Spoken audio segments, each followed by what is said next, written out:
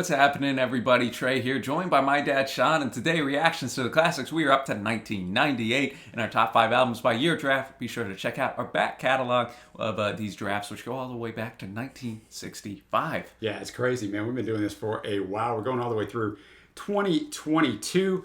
If you haven't watched them before, the way it works, Trey's going first this time. I go second, third. We alternate every year, and it was fine with me that you went first this year. Sometimes there's one great album, and maybe there is this year too. I don't know, and maybe that's your thoughts. So you want that first pick. Pay close attention. Let us know who you think won in the comments below. Also, your top 5 albums. And if you'd like to support us in any way, check out the Patreon link below or the Patreon link on the end screen. The patrons get to vote for a album listening party that we do once a month on YouTube, and we curate that list from these. So Trey, drum roll, please. I had no qualms about who you were going to choose at number 1. Lay it on me. Yeah, man, a top 50 album of all time for me. They were number 1 on my 96 list. Yes, they were. And number 1 again here in 98. We got Outkast, third record, Aquim and I. This went to number 2 on the Billboard charts as well. And man, it just has some of their more iconic songs. Mm-hmm. And I think it has their best track, the title track, actually. And Rosa Parks is, of course, a 90s banger that never gets old. I think Andre 3000 is on fire on every single verse, and shows why he is, I think, one of the top 5 rappers of all time. But don't sleep on Big Boy either, because he shines on the incredibly gorgeous Spodioti, Dopalicious, and his solo track West Savannah. That's what I like about Outkast. They can come together to be great, yep. Or they can be solo and be great as well. The production and skits on this are all really solid too, to make it kind of that cohesive album listen. You have guest appearances from everybody from CeeLo Green to Erykah Badu, and the 2-part art of storytelling is also fantastic as well. So man, give this a spin if you're a hip-hop fan and have not listened to it for some reason. All right, well, now we're over to my numero uno.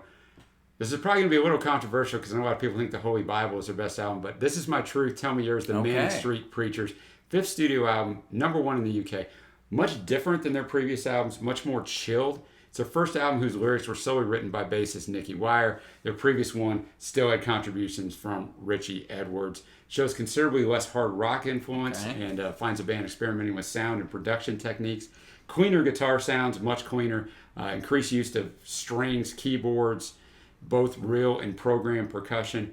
Tsunami, although that's not how he says. I'm trying to remember how he says. He doesn't say it like that. And then, if you tolerate this, your children will be next, is one of my favorite songs of the 90s. Oh, I got to check it out then, because I've not heard this. That song is absolutely unbelievable, man. Okay, you got me excited to check this album out then. So you're going to see, a little bit of commonality among many of my lists, because MSP appears and this band appears in either mine or yours every time. This is Hardcore by Pulp, their 6th album. Okay. It's 3 years after Different Class. Yeah. Okay. This would have been in the running for my list too. 166 on NME's greatest albums of all time. Number 1 in the UK, which is kind of a given because everybody was so pumped up.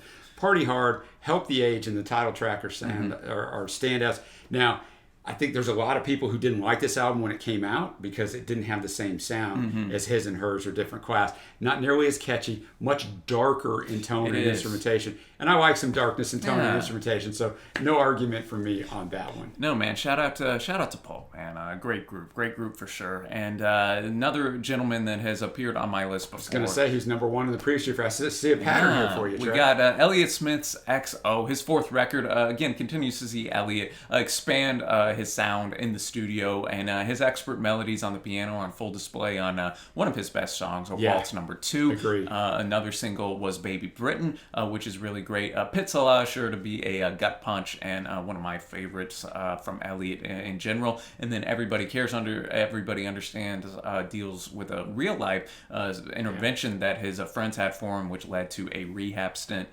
With Elliott, man, a lot of his stuff is obviously so personal, and that's definitely on display here. But it's not so personal that it just alienates the listener. And I think good point. It's a good point. And I think his use of a melody is so great. And the thing about Elliott too is he plays all the instruments on all his stuff too, on top of everything else. So I think he is just fantastic musician, man. Incredibly underrated. And now we're going to go to Lauryn Hill, the miseducation of Lauryn Hill. Her only record, famously, debuted at #1 and broke the record for sales by a female artist in her first week, around 500,000, I believe it was, in that first week. That's gone on to sell over 20 million albums. So you don't need any other albums, Trey. If your only one sold 20 million, you're pretty good. And this, her rapping is fantastic. And she talks a lot about her faith, some Christian undertones in here on top of just womanhood. Also touches on a bit of the breakup of the Fugees as well, which, happened a couple years prior. Of course, Doo-Wop, that thing, one of the classic songs of the 90s. Everything is great. And I also like Nothing Even Matters with the great D'Angelo as well. So that would have maybe made my list. Now, guys, I'm going to tell you my last three.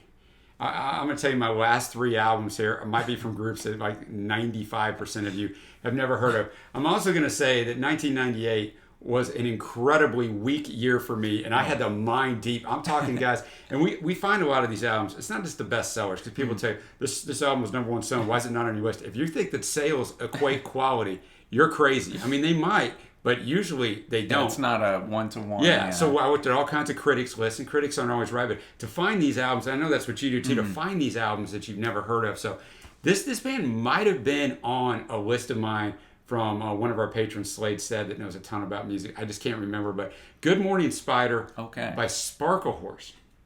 Second album, they're an indie rock band. They once opened for Radiohead back in 95 or 96, who called them their new favorite band. They absolutely loved them. Mark Linkous passed out. Now, so here's the story of how this album comes along.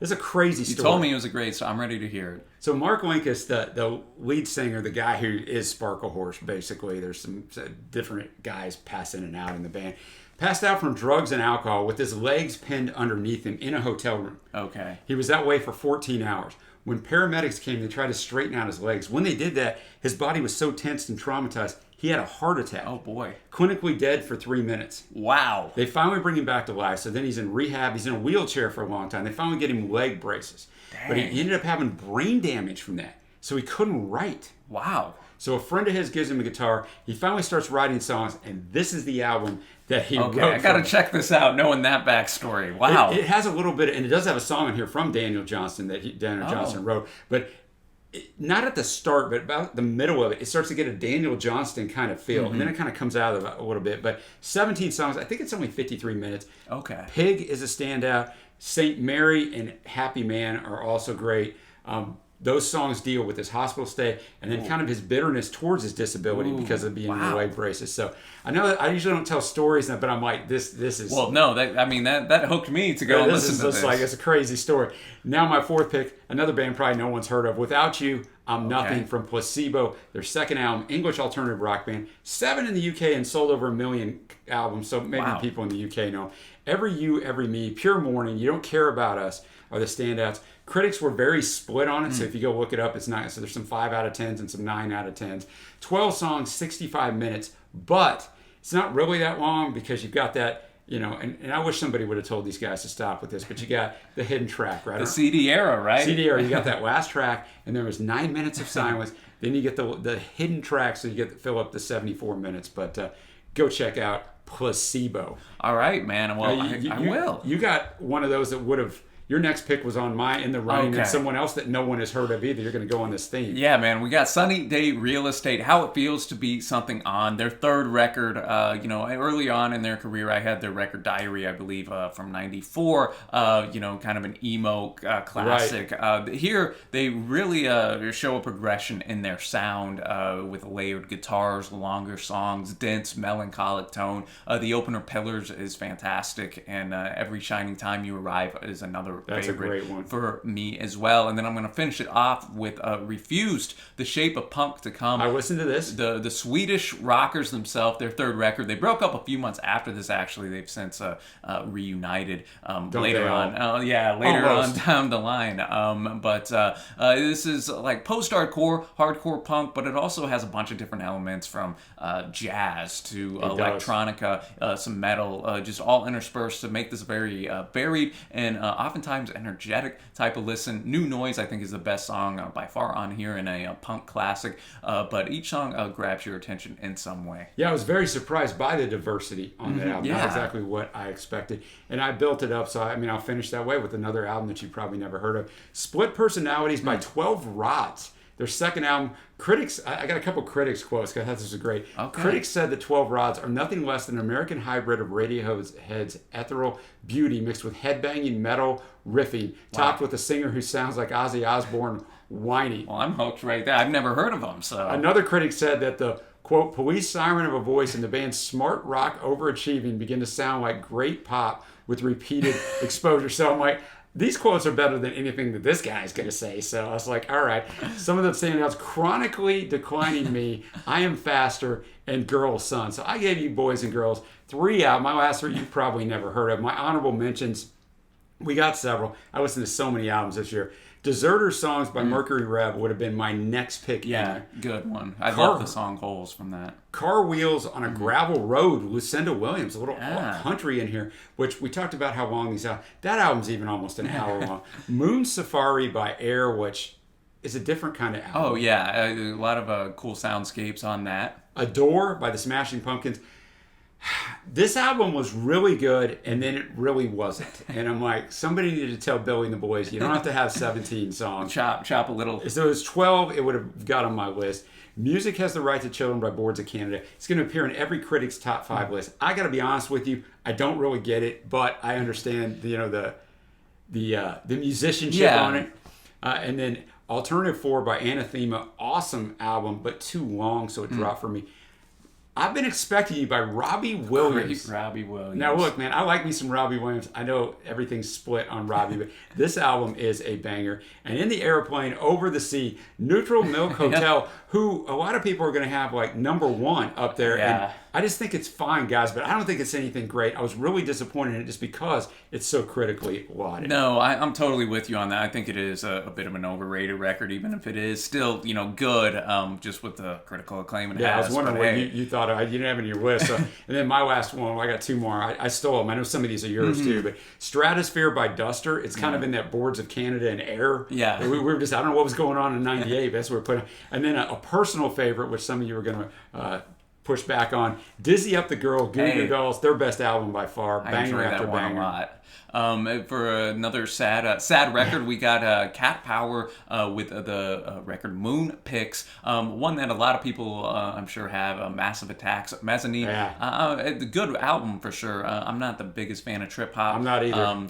But I respect it. On my personal list, didn't quite make it. And then a whole Celebrity Skin, fantastic and catchy record as well. So that'll do it for our honorable mentions. I think one of the weaker years of the 90s for sure. It is. I came up with some good albums, but Boys and Girls, I wasn't digging with a shovel. I was digging with a backhoe to find some stuff that I liked on here. So, but I did. So we did end up coming out with some stuff. Well, let us know. Let us know who you got as the winner, and if there are any records that maybe redeemed '98 for you. Let us know that down below as well. But that'll do it from us. We only got 1 year left in the '90s before we get to the new millennium. So be sure to check back next week for our 1999 draft, and then we'll be on to the 2000s, man. Looking forward to it. So until next time, thanks for watching, happy listening, and we will see you.